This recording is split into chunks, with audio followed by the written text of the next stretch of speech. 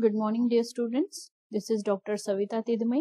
I welcome you all in our next lecture of the subject Economic Zoology, under which you know that we have already started the chapter 2 Economic Importance of Insect, in which we have spent many lectures and we studied already the economic importance of lag culture, sericulture, even apiculture, even the economic importance of stored grain paste, household paste, we already studied, right? And the economic importance of agricultural paste. Few agricultural paste we already studied in our previous lecture. The agroecosystem means a stress exerted on the agroecosystem to provide, to fulfill the human requirement, that we also studied. Even this is Jova stem borer, means economic importance of Jova stem borer, even their life cycle as well as the control measures we studied. Along with that, the Distercus singulatus, that is red cottonbug, we already studied. And apart from this, one more member, that is a brinjal fruit borer, we already studied, along with its life cycle, even identification marks, and the nature of damage as well as control measures, biological as well as physical control measures we have already studied. Now in the present lecture we will be studying the economic importance of mango stem borer as well as economic importance of the blister beetle, that is also called as a flower beetle, Mylabris pastulata, right? Okay, so here is the mango stem borer, that is called as a Batocera robust. And this mango stem borer, everybody knows that it's a kind of the beetle which found to be feeding on internal tissues of, means its larval stages are found to be feeding on the internal tissues, that is pith of the plant. Even the mango, which is said to be the national fruit of India, right, as well as a king of the fruits, it is been attacked by many pests, along with the many, means a number of other pests. This one, that is mango stem borer, Batocera robust, is nothing but the major pest of the mango, right? So let's see the systematic position of it. Phylum Arthropoda, that means jointed appendages, as well as exoskeleton is made up of chitin. Even it belongs to class Insecta. The specific characteristic of class Insecta is body is divisible into head, thorax, abdomen, and they shows presence of 6 number of legs, that is 3 pair of legs they shows, right? Even they belongs to class, means this one mango stem borer belongs to class order Coleoptera. The order Coleoptera is the order of insect which are having 4 wing, hard or heavily sclerotized, right? And the 4 wing is modified, called as a elytra. It belongs to family Ceramabicidae, that is a family of longhorn beetles, even antennae usually longer than the body, right? And this mango stem borer belongs to genus Batocera, species Robust. Let's see how it looks. Here is, you can see here antennae is longer than the body, so hence it is included in the family Ceramabicidae, right? Body is quite robust, tough, right? Even you can see here the tough or you can say highly sclerotized forewing, that is called as a elytra. Okay, so it looks like this. 3 pairs of legs you can see here.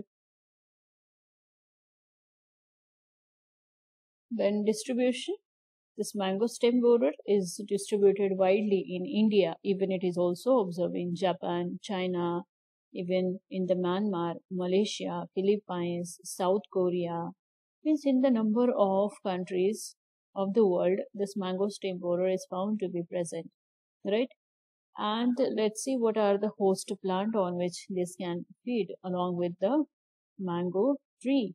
So it is mainly going to attack the mango plant, mango trees, as name itself indicate, mango stem borer, right? Even they also known to feed on other plants like fig, rubber, jackfruits, then Eucalyptus plants are also found to be affected or found to be infested by the mango stem borer. Let's see what is ahead. Identification marks, right? How you will identify it. The first of all, the large and well-built body. It shows large and well-built body that measures about 5 centimeter in length. Okay. What is the length of the body? 5 centimeter and 2 centimeter in the breadth, right? It is again showing somewhat yellowish, or you can say brownish yellow or grayish ground color. Brownish yellow sometimes, or sometimes a grayish ground color. And the beetle has a 2 pink spots and lateral spines on the thorax. Here you can see the pink spots, even lateral spines on the thorax. This is again a characteristic feature of the mango stem borer. As well as they have got the long legs, even long antennae are there, and these long antennae, they extend from the or extend beyond the body length. And this elytra, that means a forewing, have several yellowish colored longitudinal strips or the spots are there, right? Even the larvae is also very easy to identify. Full grown larvae or grubs are stout, linear, fleshy, yellowish white color, and it is apodous, legless larva. Okay, with a dark brown head and well developed strong mandibles. So this larvae is again larger in size, 6 to 9 centimeter. You can imagine 6 to 9 centimeter in length and 2 centimeter in width, right? Let's see what is the life cycle of this mango stem borer, that is Batocera robust. Here is the image for the life cycle. Okay, so adult. Obviously the life cycle started with the adult. The adult which laid eggs under loose bark in the rounded or dispersed portion, maybe in the circular form or maybe in the dispersed form on the trunk of the tree or on the branches of the tree. Even a single female can lay about how many eggs? 200 to 240 eggs in her entire lifespan, right?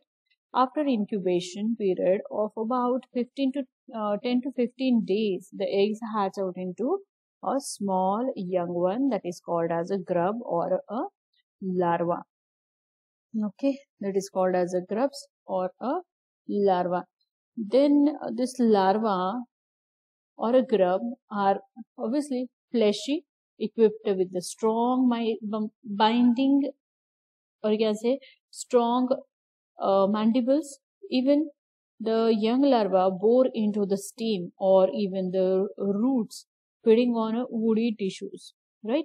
So in this case, we can say this member, grub, is the main infesting stage because it feeds on the tissues of the stem, right? They again start feeding as soon as the weather warms up in the spring season. Due to feeding process, they bore through the wood and makes the large galleries or tunnels in the core of the plant twig. And what happened after that? As a plant internally becomes hollow, right? Suppose the plant is there which is internally become hollow, tunnels are there, so ultimately the activity of the xylem and phloem is again get disturbed, so such a plant cannot survive for longer. Internally it becomes hollow, right? So the larval development takes about 3 to 6 months or even year within a stem. For this 3 to 6 months or up to the year, if unfavorable condition is there, these larvae remain inside the stem and keep on feeding on the internal tissues of the stem. Once the larval period is over, right? Once the larval period is over, this larvae, full grown larvae, that is called as a last instar larva, right? So that undergoes pupation inside the stem. Pupa, where it is undergoes pupation inside the stem only. So the pupal development completes in about a month. And after a month, the adult beetle emerge out from the pupa during the monsoon season between the July to August, and there is only a single generation per year. as they requires about 1 to 2 years to complete their whole life cycle, right? So this mango stem borer, a single female, it lays about 200 eggs, 200 to 240 eggs, 200 to 240 eggs. And you can imagine, if a single fertile female is there, she can produce a number of offsprings, and if all of them are successful for completing their life cycle, then they can destroy a number of such a plants very quickly, right? Okay. Nature of damage, how they can damage to the trees. Here is the plant example of the plant which is affected by the mango stem borer. Here you can see small hole like structures. Even this plant is dried internally, right? Excretory material of the larvae, it is oozing out of the holes, as well as here you can find it, right? So the grubs which are internal, feeding on the internal tissues by making tunnels or zigzag galleries, right? By making tunnels or zigzag galleries. Even the infestation can easily be identified by observing the sawdust like material, or sawdust or chipped material or excreta around the tunnels or the holes. Here you can see if the excreta are found, or some kind of woody material, bushy or powdery material, if it is there, then one can say the plant is affected by means of the mango stem borer larvae, right? Even the infestation also result into drying of the terminal shoots in early stages, right? Even wilting of the branches and main stem, oozing of the dark liquid from the entry hole, and accumulation of the frass on the ground. So number of such a symptoms are there which can make confirmation that the plant has been affected by mango stem borer. The female beetle makes an incision in damaged bark and bark of the stressed trees, or in the roots exposed by the soil erosion, and lays an egg. So in the cracks or crevices of the bark and trees, the female used to lay their eggs, from where the eggs, after incubation period, they hatch out. They hatch out into a young larvae, and that young larvae, say here, suppose here eggs are dropped here, right? And so it immediately migrate, it immediately bore into the stem and forms the tunnel or forms the galleries into the stem, right? Even the in heavy and continuous infestation condition, the tunneling weaken the wood to such an extent that branches break or the main stem collapses, and the entire plant may die because of the heavy infestation, right? So as it feeds on the soft tissue, xylem fluid, whatever pith is there, it used to feed on it, making a tunnel, growing ahead, right? Like this, right? So this plant internally, its structure has become hollow now. And if it is the case, then what will happen?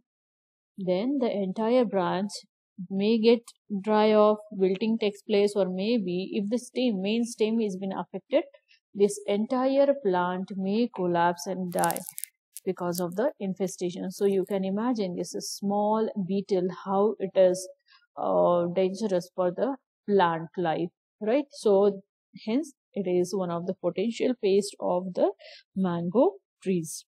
So the next one is a blister or a flower beetle. The scientifically it is called as a Malabris pustulata. So most of you might have seen this blister beetle. It is very easy to identify. Sometimes entire black color, sometimes this black and yellow strips are there with the brown color, or you can say yellow colored spots. Very easy to identify it. Now one can imagine, or one can think whether it is really the pest or not, because most of us have not aware of its side effects, right? Now let's see what and in what way it acts as a pest organism, right?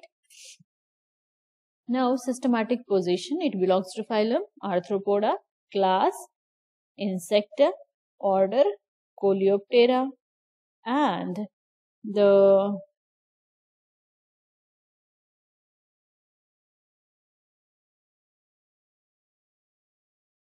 family Meloidae, that is blister beetle that has a blistering chemical catharidin, right? So because of that, it is been included in the family Meloidae. Even genus Melabris and the species Pastulata. Here, let's see the distribution. It is occur in India, even in China, Sri Lanka, Java. So it is found throughout the India, including high altitude like Himalayan region as well as the plains of the north and south India.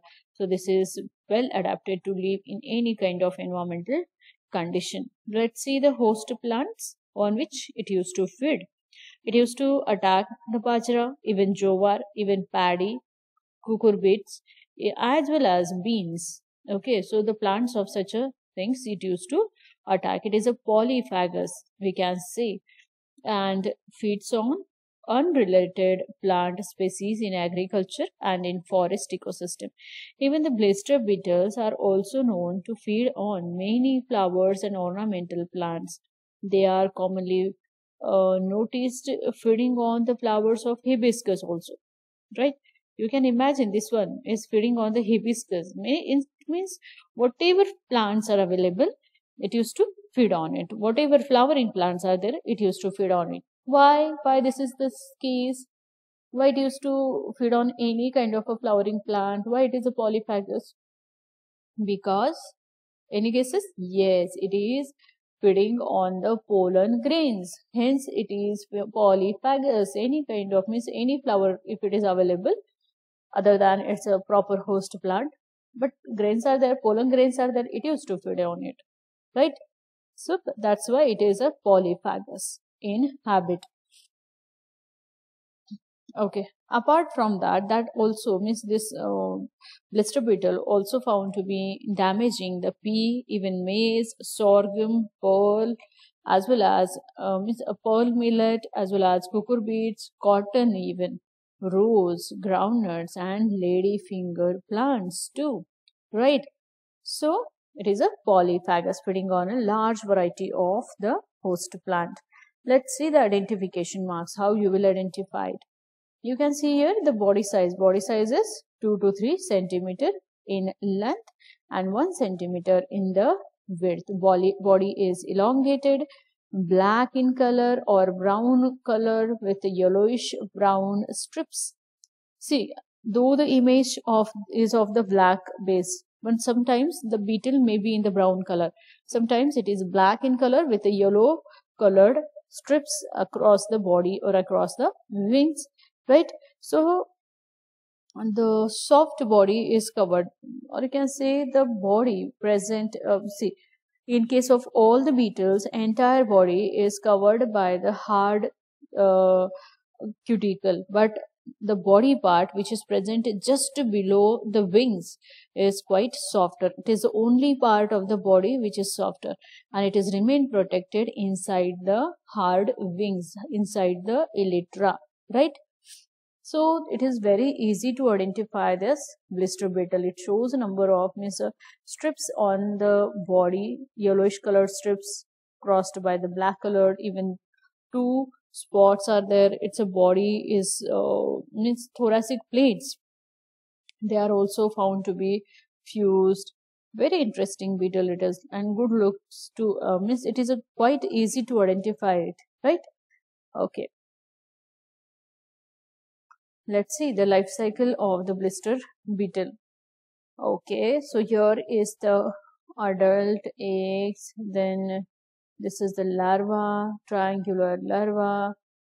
These are the larval instars which are quite active in feeding, and the last instar become inactive, undergoes pupation, which means releases adult. Let's see how is the life cycle takes place. What are the different stages of the life cycle in blister beetles?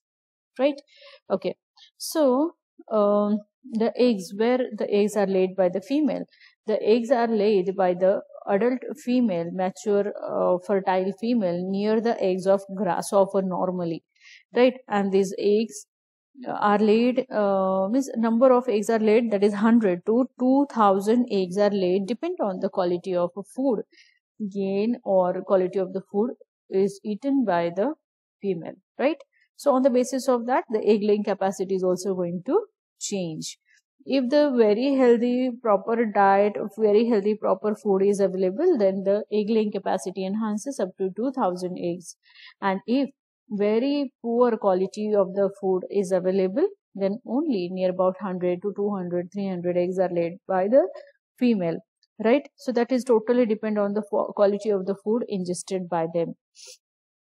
So these eggs which are laid nearby the grasshopper eggs, which later on hatch out in between the 15 days, and larva comes out of which the larva is quite active. You can see here the legs of the larva, right?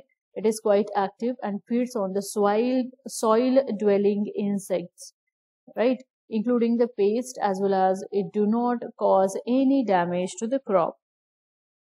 This larvae which is comes out of the egg, that do not cause any damage to the crop. Why? Because it is an insectivorous larvae. It used to feed on the eggs of grasshopper, larvae of other insects, soil dwelling insects, right?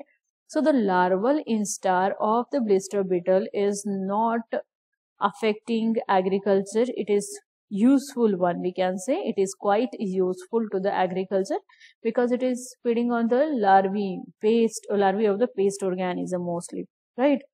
Now the newly hatched larva is now active in feeding and feeds on many larvae as well as eggs of other insects. So it chieves its way into a rod and begins to feed. With each mold, its leg become less distinguishable, right? Here you can see a very clear and distinguishable legs. Here you can see the eggs, they become less distinguishable, reduced in size as compared to the body. And latter stage of the larva are bulky, sluggish with reduced legs.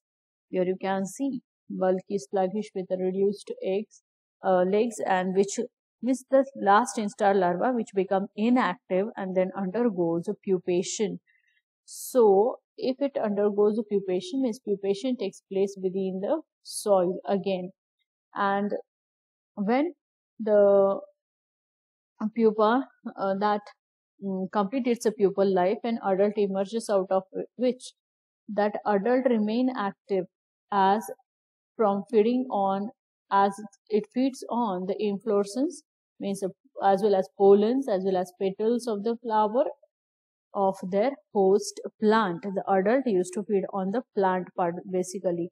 So the larvae is not the paste, but adult is the paste for agriculture. Keep in mind. Okay. Then nature of damage, how it causes damage to the agriculture. See, only the adult stage is destructive, right? What we said, larvae is not destructive, not causing damage to agriculture. Rather, the larvae is useful for the agriculture because it used to feed on the larvae and eggs of other insect, maybe paste, maybe non-paste, right?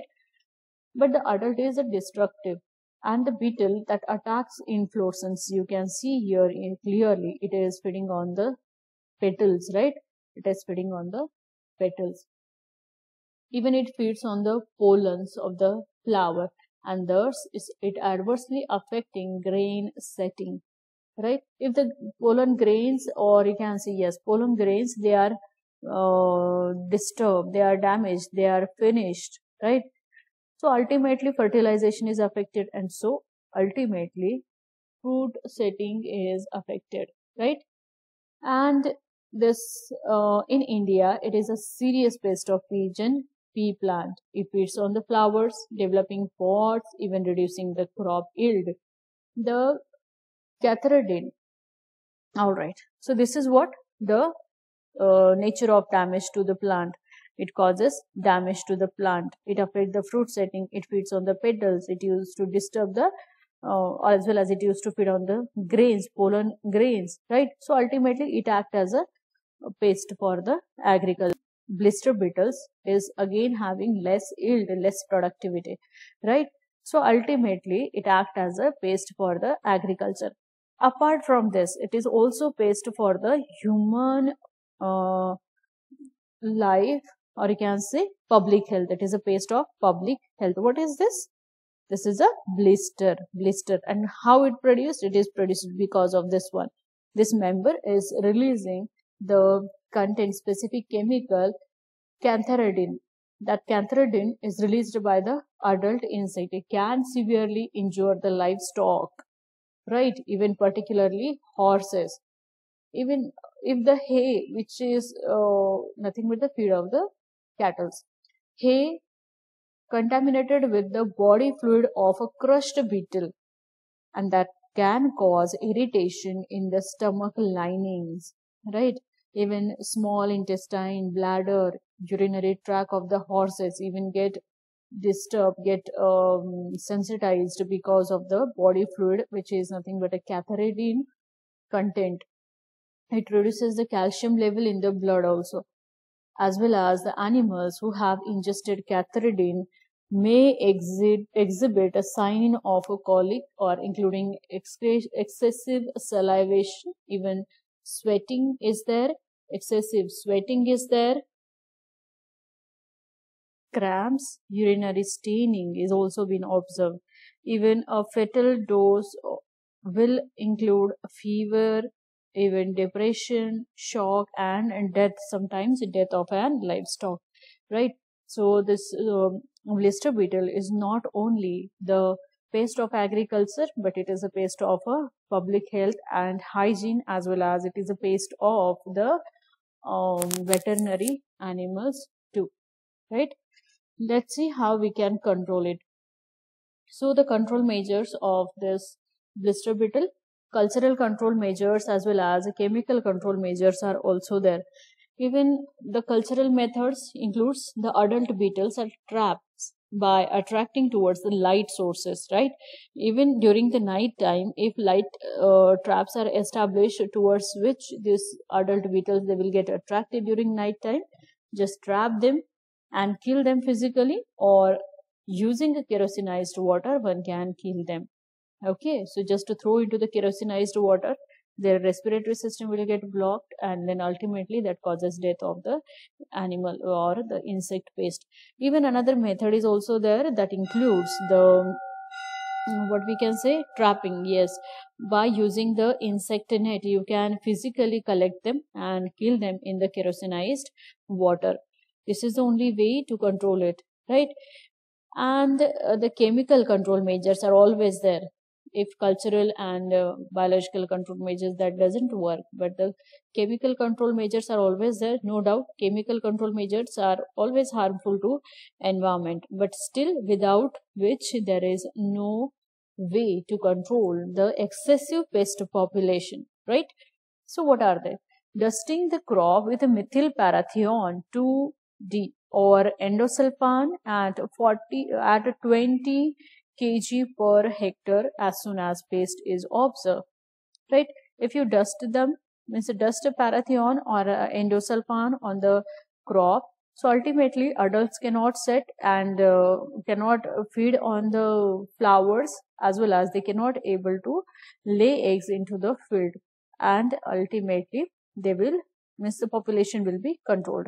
Even the larvae which hatch out, suppose some eggs are laid, but the larvae when it hatch out, because of the dusted powder of endosulfan and other things, the larvae will get killed, right? So the next control measure, chemical control measure, is that dusting of the 10% BSC at the rate of 25 kg BSC powder per hectare is also effective. What is that? 10% BSC. You know how the 10% is been prepared, right? 10 grams of the BSC powder mixed with the inert powder, any kind of inert powder, maybe the ash, maybe the talcum powder, right? And such a 10% BSC mixture is prepared. 25 kilograms of such a mixture is spreaded or dusted over the 100 hectare of the land.